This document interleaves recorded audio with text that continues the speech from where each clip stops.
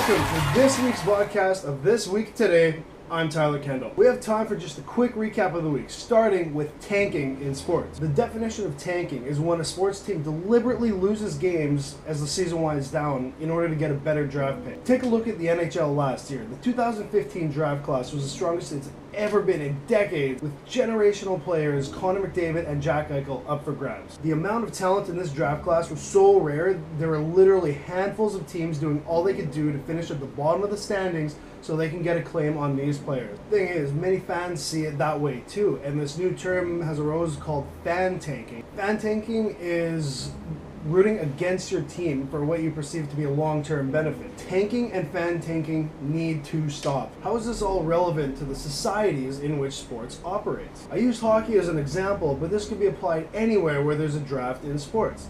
NHL, NBA, MLB, AFL, NFL, they all have teams purposely tanking. Tanking brings into the theory of conflict between sports organizations and the fans in society. Sports are studied in terms of how they promote economic exploitation and capitalist expansion. When a team is tanking, they trade away their better, more expensive player. The less salary the team needs to pay out. But they're paying less salary, but why are the tickets still the same prices? Here is a perfect example of tanking. The Vancouver Canucks head coach Willie Desjardins, when asked if his team is purposely tanking, said this: "I've said all year the Canucks aren't tanking. It's cheap for one thing, tickets aren't." So right there he's saying that tanking is not fair to the fans because they're the ones that are shelling out the money for the team. If the Canucks are in fact tanking, it would be the decision of the ownership and management that exploit the supporting loyal fan base. So it sounds like the head coach is obviously against tanking. But less than 12 hours after he made that statement, he goes and sends his team on the ice consisting of a backup goaltender, players with 1 to 2 years experience, and limited his starting best players about 2/3 of what they would normally get. With the end of the season 1 month away, it sure sounds like tanking to me. Now you have an understanding of what tanking is. Now here's why it's bad. Naturally, sports teams want to see their team succeed, thus attend more games of a successful team. On the other side, teams are more likely to win in front of a full supporting, sold-out crowd, thus the home field advantage.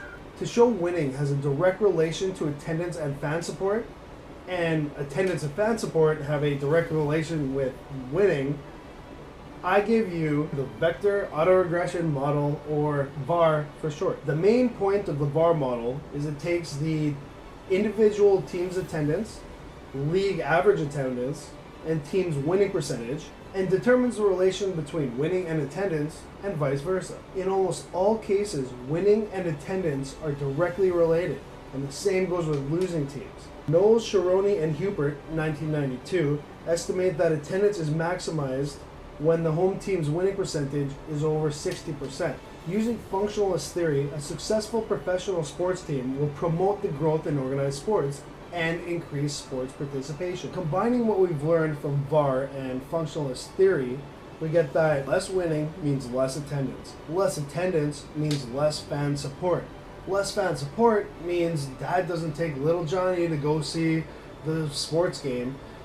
Little Johnny doesn't go see the sports game, he doesn't get involved, he doesn't get interested in sport. Communities surrounded by a losing team are less involved in that sport. Branscombe and Wan, 1991, state that a strong identification from a specific sports team provides a buffer from the feelings of depression and alienation, and at the same time fosters feelings of belongingness and self-worth. Tanking and rebuilding is not an overnight process.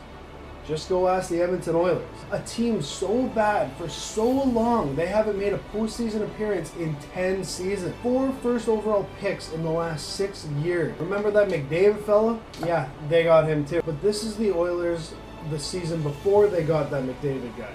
GM did absolutely nothing to help the team succeed. And this is what happened. Simple gesture that's sending a powerful message. It means the fans are fed up with the play after 20 years of rebuilding. We should do something about it.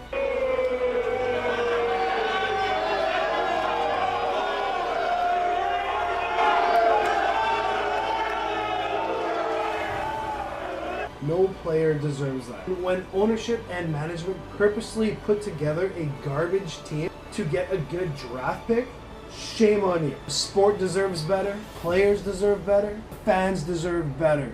So to all the sport franchise owners out there, please stop tanking. And stop tanking for all the kids sitting at home right now, uninterested in the game because they're scared they're going to suck as much as your team.